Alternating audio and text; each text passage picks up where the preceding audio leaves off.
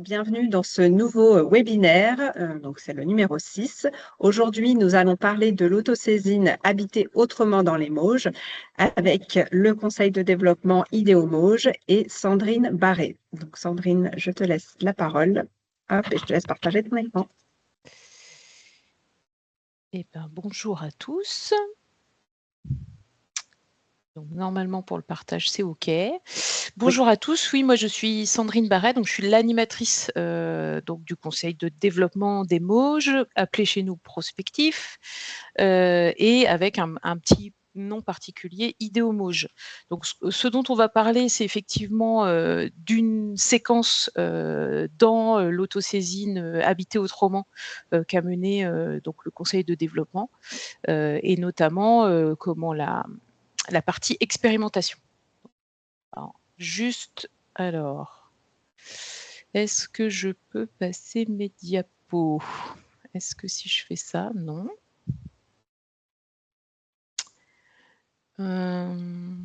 Voilà.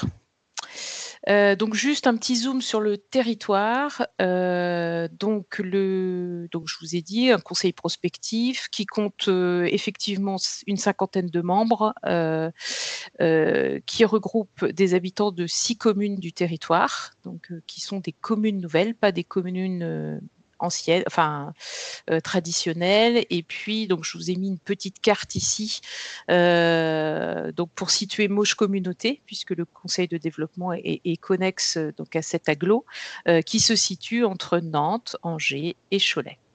Voilà, juste pour la petite situation géographique. Donc cette autosaisine, à quoi elle voulait répondre? Comment faire que le souhait d'habiter dans les logements en rupture avec le modèle pavillonnaire? Le constat sur le territoire, c'est on a essentiellement des pavillons, mais la population évoluant, en fait, il y a des nouvelles formes qui s'expérimentent. Et du coup, avec les contraintes de la zéro artificialisation nette et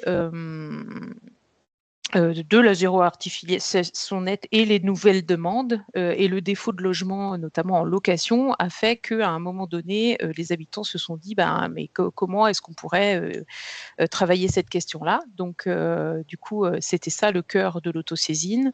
Évidemment, contextualisé donc, aux surfaces disponibles, donc zéro artificialisation nette, aux revenus des ménages, puisqu'on a une population assez ouvrière en fait sur le territoire, et évidemment dans une dynamique, une visée prospective, donc à l'horizon 2050. Ça se connectait au travail sur le SCOT fait par la collectivité. Donc les préalables sont au nombre de 3. Un, définir en amont, et on va y revenir, les contours du livrable que souhaitaient proposer les habitants sur cette question. 2, donc 1 an d'acculturation. Je vous ai dit, l'expérimentation, elle arrive à un moment donné du travail, et plutôt à la fin, pour pouvoir poser des hypothèses en fait en termes de travail. Donc elle suit 1 an d'acculturation sur les enjeux de l'habitat. Et puis des validations intermédiaires, c'est-à-dire qu'avec la collectivité, on a été dans un aller-retour, moi dans une coopération assez fine avec le responsable de la question de l'habitat dans la collectivité, et aussi avec, comme il y a eu expérimentation auprès d'habitants du territoire, consultation auprès des habitants du territoire, et ben du coup il y avait des allers-retours, des allées et venues avec les élus pour nous dire go, dans quelles conditions est-ce qu'on peut effectivement interpeller les habitants sur des thématiques concernant la collectivité. Voilà, c'était un maillage donc bien cadré en fait le périmètre d'autorisation. Donc voilà les préalables, en tout cas, voilà dans quel contexte on s'est inséré. Donc les différentes étapes, donc 1, cadrer le processus, donc c'est-à-dire où est-ce qu'on va, qu'est-ce qu'on veut faire, etc. 2, créer des concepts.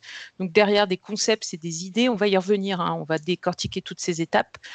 3, évaluer la pertinence des contextes par rapport à ce qu'on veut montrer ou ce qu'on veut tester. choisir, puisque du coup on a plein d'idées au départ, donc il faut choisir ce concept, donner la forme au concept qu'on a choisi, ensuite tester pour de vrai, donc c'est ça qu'on appelle l'expérimentation. Évaluer le projet pour savoir si ce qu'on a développé répond bien à ce qu'on voulait travailler, et puis ensuite communiquer sur les enseignements. Donc vous voyez que le petit losange rouge montre là où on a travaillé où moi j'ai travaillé avec les habitants du conseil de développement. Moi j'étais garante de la méthode et de l'avancement du projet. Eux étaient sur le contenu, c'est sur les différentes étapes. Donc à part sur des étapes où on a plutôt fait appel à un prestataire, notamment sur la mise en forme et sur l'évaluation du dispositif d'expérimentation, toutes les autres étapes sont faites avec les membres d'Idéomoj. Donc la première étape, cadrer le processus. Donc c'est ce qu'on appelle la qualification de saisine, je crois, sur un autre temps avec vous, j'avais partagé effectivement le visuel dessiné ici, qualification d'une autosaisine. Donc en préalable à toutes les saisines, on fait ce travail-là, et cette fois-ci, ça a débouché effectivement sur une envie des habitants de démontrer sur ces questions quelque chose de visuel pour susciter le débat, pour sensibiliser aux enjeux et pour changer le regard en fait sur l'habitat et évoluer vers d'autres formes que le pavillon qui ne répondant plus aujourd'hui aux réelles attentes en fait de l'ensemble des ménages. Donc, et du coup, pour faire ça, j'ai créé une sorte d'exposition avec différents modèles, différentes choses qui pouvaient être concrétisées pour sensibiliser, pour travailler cette question. Ils ont choisi et ils ont combiné, enfin voilà, et ça a donné ce genre de choses. Deuxième étape, la création de concepts. Donc en fait, on a eu une séance créative avec les membres pour se dire comment, à partir de cette étape-là, donc pour sensibiliser, susciter le débat, échanger le regard, quels concepts, quelles idées on peut avoir pour concrètement aller vers les habitants. Et donc du coup, il y a eu, donc on a travaillé, donc c'est ce que vous voyez sur le diaporama, ce qu'on appelle profil ou persona, c'est-à-dire des profils types un peu qu'on peut croiser sur le territoire, fois des médiations possibles, c'est-à-dire qu'ils avaient aussi un choix, est-ce que c'est le livre, est-ce que c'est la rencontre, est-ce que c'est une interface numérique, etc.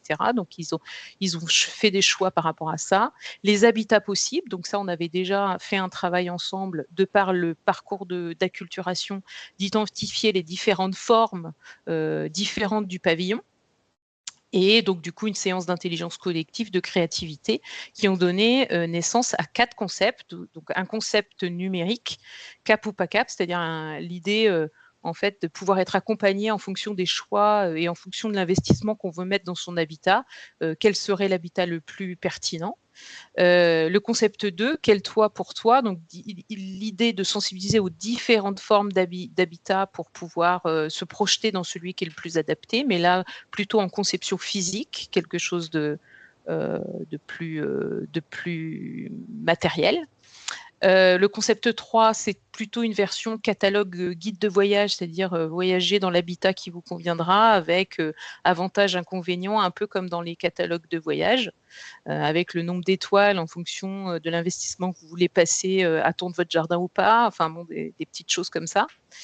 Et le concept 4, c'était la rando des habitats possibles, c'est-à-dire d'imaginer en fait une zone géographique plutôt à l'échelle de la commune, se disant, là on a repéré un certain nombre d'habitats et d'en créer une randonnée pour proposer aux personnes vélo, poussette, pour la balade du dimanche, de découvrir en fait un certain nombre d'habitats avec un travail avec les propriétaires ou les habitants en tout cas de ces habitats pour créer du contenu QR codable pour que les personnes ne les sollicitent pas à chaque fois qu'ils passent devant leur maison, mais en tout cas qu'ils aient une information sur la manière dont on l'a rénové, dont on l'habite, dont cet habitat répond à d'autres enjeux que le pavillon.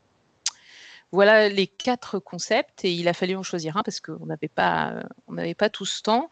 Donc en fait, on a challengé ces différents, concepts, sur, cette espèce de toile d'araignée qui reprend en fait les critères, je ne sais pas si vous le voyez bien, mais ici, ils reprennent les critères que s'étaient donnés, les habitants au tout départ, c'est-à-dire, faire évoluer le regard, susciter le débat, être attractif pour que les personnes puissent s'y intéresser, le type, d'informations apportées, la faisabilité aussi technique dans le temps qu'on avait, dans le budget qu'on avait et cetera et puis, la capacité à atteindre le grand public. Donc ils ont évalué ça grâce à cet outil à l'occasion d'une séance de travail. Et puis est sorti, heureux gagnant grâce à un vote en séance et en ligne pour les personnes qui n'étaient pas présentes à l'occasion de cette séance. Donc quel toit pour toi? Donc l'idée d'une maquette donc que je vais vous développer après puisque, du coup elle a pris vraiment forme en bois, mais aussi un peu du livret. Donc l'idée d'avoir un livret d'évaluation sur comment les personnes ont vécu cette expérience de sensibilisation aux enjeux de l'habitat, pour nous donner un peu de matière et vérification en fait que, cette maquette, répondait bien à ce qu'on voulait en faire. Donc donner forme, voilà comment elle est née. Donc 3 plateaux de bois, un avec des hexagones que vous voyez tout en haut, qui a l'objectif de mettre en perspective et de débattre en fait sur les enjeux du territoire, sur, l'accession à la propriété, sur, les différents types d'habitat et cetera. Donc on échange en fait avec les personnes au départ, hein, il y a que des pavillons et des maisons de bourg sur c'est les hexagones orange et en fait, on échange sur, c'est quoi votre quotidien par rapport à l'habitat? Est-ce que vous avez des gens qui ont du mal à trouver du logement?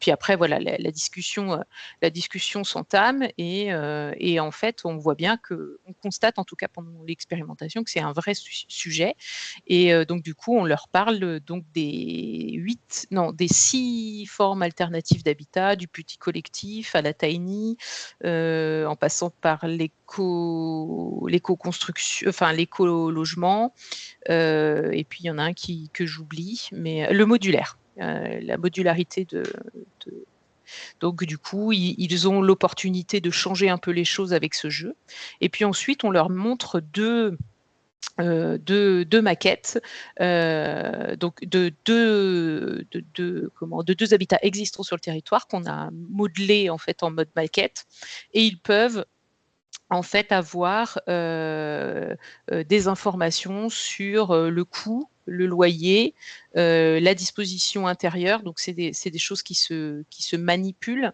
les aménités autour de cet habitat, et puis la propriété ou non, enfin voilà, hein, les petites fiches signalétiques là comme, ici, décrivent tout ça et on échange avec eux, par rapport à ça. Et évidemment, à la fin, on leur demande de remplir en fait, le petit livret là qui s'appelle «Mon regard sur l'habitat de demain», en amont et entre chaque maquette. Et donc, on leur a demandé ça, auprès de 50 habitants, donc une journée qu'on a passée, en accueillant le tout venant dans une médiathèque du territoire. Donc du coup, on leur présentait effectivement les maquettes, on leur faisait remplir le petit livret au fur et à mesure. Donc chez une habitante, plus particulièrement d'Idéomauge, en fait, elle avait invité, quelques amis pour qu'on puisse, discuter de cette maquette. Un focus group donc, dans un centre social du territoire. Donc voilà, hein, c'est un tout petit groupe, pour tester le et puis, l'opportunité de pouvoir intervenir dans un habitat jeune, aussi dans une autre commune du territoire, donc autour de quelques pizzas. Ils n'ont pas refusé l'invitation. Donc du coup, pour discuter aussi de ces évolutions. Donc l'évaluation, grâce au petit rapport, en fait, on a validé le fait que l'outil est attractif, qu'il suscite effectivement, qu'il répond aux objectifs qu'on s'était donnés, donc susciter le débat, faire évoluer le regard, et la capacité à atteindre la cible, donc le grand public. C'est pas jargonnant, les gens comprennent, enfin, ils se projettent même assez, soit pour eux, soit pour leur entourage. Sur le fond, on a vérifié qu'effectivement le pavillon était de moins en moins adapté, qu'il y avait une vraie inégalité d'accès, à la propriété, hein. Sur le territoire, c'est plus de 50 des ménages qui n'ont plus accès à la propriété. L'attrait du coup, pour le logement public, en fait, du coup, une méconnaissance des conditions d'accès pour accéder au logement public. L'attrait de la mutualisation sur l'habitat partagé, le fait de mutualiser des usages, de partager des espaces, des outils, et cetera. C'est quelque chose qui est plutôt, jugé comme intéressant. Et puis, vraiment le point d'ancrage, du parcours résidentiel, c'est, l'arrivée ou le départ des enfants. Là, c'est 2 gros moments où, il peut y avoir, effectivement des évolutions, en termes de choix d'habitat. Et puis après, communiquer sur les enseignements. Donc, on a restitué en conseil communautaire, donc avec une expo en plus, hein, de la maquette. On a restitué à la commission habitat, dans un second temps. Et donc avec la commission habitat, par exemple, on n'a pas réinstallé, il y a 8 propositions en fait, dans cette autosaisine.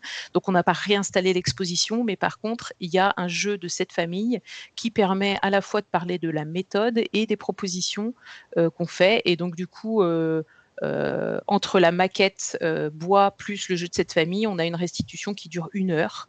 Ce qu'on a fait aussi auprès, des techniciens. C'est-à-dire on a une maison de l'habitat, à l'agglo, et donc du coup, on a aussi restitué ces choses-là, et à venir, en fait, je vais retravailler l'exposition, pour, que ce soit, grand public, puisqu'on va faire une expo dans les centres sociaux, du territoire. On est interpellé pour intervenir dans un plan gérontologique pour, l'habitat des seniors, dans une des communes. Et dans 2 jours, j'interviens dans un bureau municipal avec, le responsable de la maison de l'habitat pour, échanger effectivement sur cette autosaisine et la partager, au nouvel exécutif. Voilà ce que je pouvais vous dire sur ces choses. J'ai peut-être été un peu longue, je suis désolée. Merci Sandrine pour cette présentation très complète. Alors, si vous avez des questions, n'hésitez pas à les poser dans la fenêtre de conversation. J'en vois quelques-unes au démarrage. Tu as parlé d'une exposition, je crois, pour choisir les concepts. Ouais. Et Emmanuelle, elle avait une question. Voilà, c'était quoi cette exposition? Alors cette exposition, c'était, juste un benchmark, c'est ce que j'ai appelé plus loin des médiations, c'est-à-dire c'est comment en fait, parce que parfois, les idées manquent, ou on reste tout le temps, sur des formats qu'on connaît déjà. Donc moi, pour inspirer en fait, les membres, du conseil de développement, j'avais été chercher des formats un peu originaux, ou très classiques. Mais du coup, je les ai mis, en forme d'exposition avec les avantages et les inconvénients, ce qu'on peut chercher un peu, à faire avec ce type de format. Et donc du coup, ils ont choisi, c'était pour permettre d'ouvrir un peu les idées. Donc c'est, des images avec un petit texte, sur un A3, plastifié, et du coup, qu'on peut mettre dans n'importe quel, espace. C'est un Merci outil Sandrine. d'animation. Mmh. Ok, super. Merci pour ces précisions. On a une question ensuite sur les maquettes. Qui a créé Ouais. les maquettes et puis le coût aussi du prestataire? Alors le prestataire, c'est le prestataire qui a créé les maquettes, même si maintenant sur le territoire, on a ce qu'il faut pour le faire. Donc, dans une itération, ça sera différent. Pour les maquettes, je crois que l'enveloppe était autour de 3 000 €. Et puis la prestation dans son ensemble, elle était autour de, j'ai peur de dire des bêtises, entre 10 000 et 15 000. Merci pour le jeu de cette famille. Ça a été fait aussi par le prestataire ou c'était en interne? Non, ça c'est moi qui l'ai fait. Ok. Mmh. Merci pour ces précisions. Emmanuel pose la question aussi du vieillissement. Est-ce que la question du vieillissement a été abordée? Je crois que tout à l'heure, tu as parlé Ouais. un peu de ce sujet. Effectivement, c'est une catégorie de ménage en fait qu'on a été. Donc du coup, il y a eu des visites dans l'année d'acculturation et notamment une résidence senior qu'on a été, qui nous a accueillis à l'occasion d'une soirée. Et donc du coup, en fait, les membres d'Idéomoj, ils ont découvert qu'en fait, on pouvait partir de sa maison sans être complètement déchiré en termes d'attachement, je veux dire. Et ça a été une vraie révélation en fait de cette autosaisine, c'est-à-dire que à partir d'un certain âge, en fait, on se rend compte. Alors pour ceux qu'on a rencontrés, hein, c'est pas forcément tout le monde, mais il y a une frange de la population à partir de 70, 75 ans qui se rend compte que le pavillon c'est trop grand, je n'ai plus la santé pour entretenir mes 1000 mètres carrés de terrain. Enfin voilà, on est dans un territoire rural et donc du coup ça a été très intéressant de travailler avec eux tout ce processus dont ils ont eu besoin pour pouvoir se sentir bien là où ils sont et comment ils vivent. Ils ont une vie sociale hyper riche dans ce type de structure. Merci Sandrine. Alors une question de Yves qui demande si cette démarche que tu nous as présentée sur le territoire de Ville Nouvelle, est-ce qu'elle peut être imaginée sur un territoire rural à l'habitat parfois ancien, voire patrimonial? Alors, bienvenue dans les Mauges, hein. Les Mauges, c'est pas une ville. Donc les Mauges, c'est très rural. On n'a pas de ville-centre du tout. En fait, c'est tout à fait adapté. Je pense que ça dépend en fait de la dynamique et des opportunités qu'on peut utiliser sur le territoire. Mais du coup, nous sommes un territoire rural et ça fonctionne. Il y a des émergences d'habitats nouveaux, donc portés effectivement par le PLH, par les communes, par des dispositifs au PARU, etc. Donc non, ils sont non, c'est tout à fait possible, pas de souci. Eh ben, une question aussi en lien avec le PLH. Est-ce que les propositions émises ont été reprises par les élus dans les actions du PLH et comment?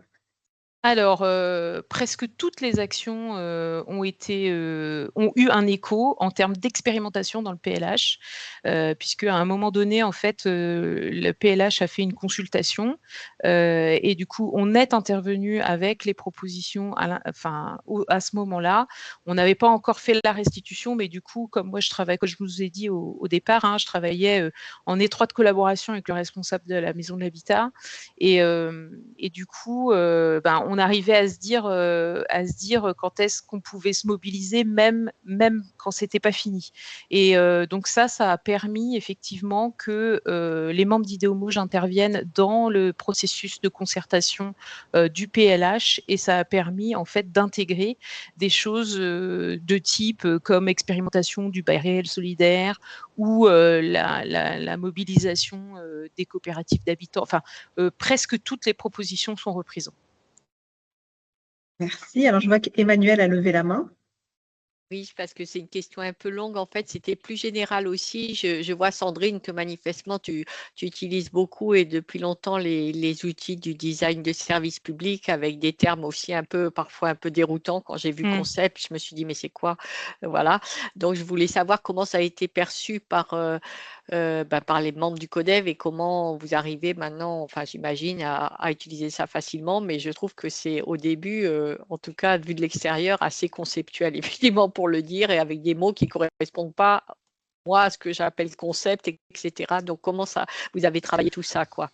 Alors, moi, là, je parle de concept parce qu'on est ensemble, mais je parle pas comme ça. Je parle pas comme ça avec mes membres de CODEV.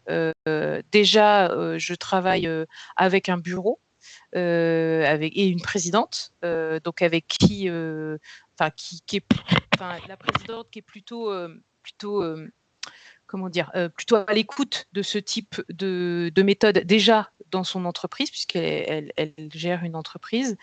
Et en fait, c'était pas la première fois qu'on utilisait cette méthode, mais c'est la première fois qu'on expérimentait. Donc, ils avaient déjà travaillé ça, et effectivement, concept, c'est pas un concept, c'est des idées. C'est des idées de solutions. Voilà. C'est là, en fait, moi, j'ai théorisé ce qu'on a fait, mais on n'en parle pas comme ça. Merci, oui, une adaptation du vocabulaire. Alors, une question de Tout à Yves. fait. Les entreprises peuvent-elles être intéressées, intégrées dans la démarche? C'est-à-dire, Je pense dans la construction, c'est ça, Yves? Je ne sais pas si vous pouvez ouvrir votre micro pour préciser Oui, la Ouais, question. je veux bien. oui, concernant le bâti de certaines entreprises qui peuvent être intégrées au milieu de l'habitat, comment ça peut se passer? Est-ce qu'elles se sont montrées concernées, quoi? Alors, du coup, on a sollicité un réseau de partenaires chez nous, Ecobat, mais peut-être que ça existe ailleurs, je ne sais pas. C'est un réseau de bâtisseurs, de constructeurs, d'acteurs en tout cas, autour du bâti durable et solidaire. Et donc, du coup, effectivement, on a été dans une entreprise d'un des constructeurs du territoire qui nous a parlé des évolutions qu'il essayait d'intégrer en R&D, en fait, dans sa proposition de valeur. Et on a aussi eu des maîtres d'œuvre et une architecte qui sont venus nous expliquer la construction bioclimatique et en tout cas le lien entre bâtiment et santé, le lien entre bâtiment et environnement, et l'impact climatique, etc. Donc, ils ont été intégrés à la démarche, et donc, du coup, intégrés à la démarche. En tout cas, on a eu des éclairages de ce niveau-là, et qu'effectivement, il y a un travail, par exemple, cette maquette, elle sert aussi, ce que j'ai pas mis dans le à venir, c'est on a un projet mené par une association environnementale sur le territoire, et du coup, ils vont se servir de cette maquette aussi pour sensibiliser. Ils sont dans une réhabilitation de friches industrielles, et ils veulent en faire un démonstrateur en fait d'habitat écologique, et donc du coup, cette maquette, elle va être utilisée aussi pour parler des enjeux du territoire à l'occasion de certains moments clés de concertation, soit avec les habitants, soit avec les entreprises, effectivement. Merci pour ces précisions. Et pour terminer, on a une dernière question de Gaëlle qui demande si tu as une formation spécifique sur le design de services publics. Moi, personnellement? Oui. Oui. Et est-ce que tu peux peut-être préciser quelle formation pour ceux qui seraient intéressés? Alors, moi, j'ai fait j'ai fait un diplôme universitaire qui s'appelle Co-Design, donc avec l'Université Paris-Descartes, et j'ai